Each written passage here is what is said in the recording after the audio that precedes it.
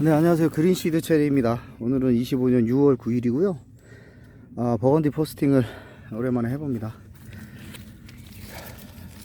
자, 이제 버건디 펄이고요. 지금 퍼엘 정도, 퍼엘 정도, 지금 이렇게, 이제 비대하고 있고요. 저희도 지금 올해 내년회나 이런 거에 의해서 착과량이 많지는 않아요. 그런데 저희는 일본 계통은 꽃눈이 완전히 전멸됐는데, 얘는 또 희한하게 꽃눈이 있으면서 많이 달렸었거든요. 제가 처음에 올린 것처럼. 근데 이제 준드롭이 되는 과정에서 이렇게 또 자연 적과, 이거 보시는 것처럼 이렇게 준드롭이 이루어지면서 이렇게 또 좀 말라버리는 거죠. 근데 그래도 또 여기서 달아준 애들을 보면 그런 과정이 없이 되는 애들은 이렇게 입이 좀 작고 작고 수세가 안정화된 애들, 쉬운 말로 하면 신초 길이가 저는 이렇게 많이 안 자란 애들은 열매를 떨구지 않고 또 잘 맺는 경향이 있었어요.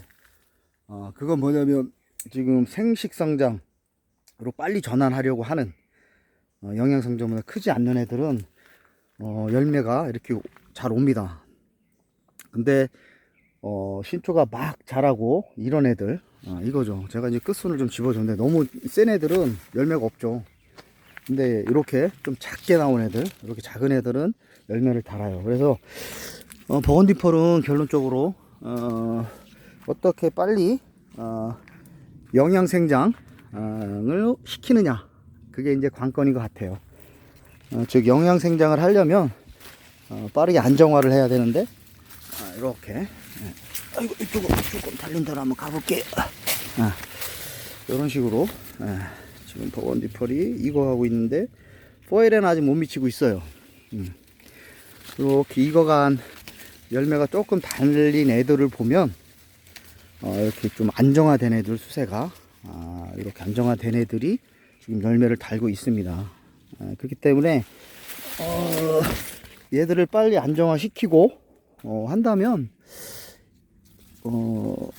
버건디 펄도 어느 정도 열매를 좀 주지 않을까라는 생각이 듭니다. 그러니까 결론적으로는 얘들은 수세를 어떻게 다운시키느냐, 이게 지금 제일 관건인 것 같아요. 이건 어느 정도 나오나 한번 볼까요? 이것도 한 퍼엘 정도 나오네요. 퍼엘. 그래서 얘는 한 일주일 정도 후면 지금 수확이 가능할 것 같습니다. 그래서 그때 한번 더 포스팅을 한번 하도록 할게요. 중간에 저희 회원님들이 버건디에 대해서 한번 여쭤봐서 제가 지금 포스팅을 한번 중간에 하고 있습니다. 네. 이상 그린시드 체리에서 버건디 펄 착과량이고요. 저희도 올해 많이 달린 거는 이 정도 수준, 많이 달렸다고 할 수 없겠죠. 그리고 안 달린 애들은 요거보다 좀 다운되고 그 정도입니다. 네. 그래서 지금 요쪽에 보여주고 비춰주는 것처럼 어느 정도는 지금 달렸어요. 그래서 연차가 갈수록 지금 작년보다는 훨씬 더 많고요.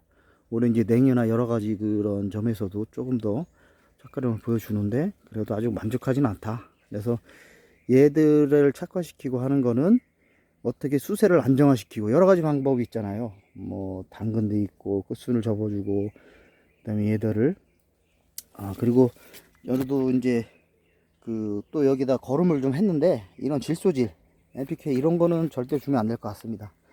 그래서 지금 재배법이 정기화 되면 고품질의 체리가 나오지 않을까라는 생각을 하는 품종 중에 하나예요. 그랬듯이 미국에서도 얘들을 주요 품종에 선정했는데 저희가 이러한 품종을 선별해서 얘들의 품종을 최대한 극대화하지 못하지 않았나. 그래서 정확한 재배법이 없듯이 이게 지금 근데 어느 정도 나온 건 약한 세력이 약한 애들, 그리고 거름을 주지 않은 뭐 산에 심은 뭐 이런 것도 보니까 그런 빨리 안정화되는 영양생장에서 생식으로 빨리 전환된 애들은 열매를 잘 달더라라는 게 전체적인 내용이 의견이 같습니다.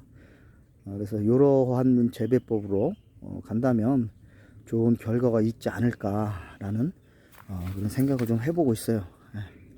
자, 이상 간단하게 버건디펄 포스팅을 마치도록 하겠습니다. 그린시드 젤이었습니다.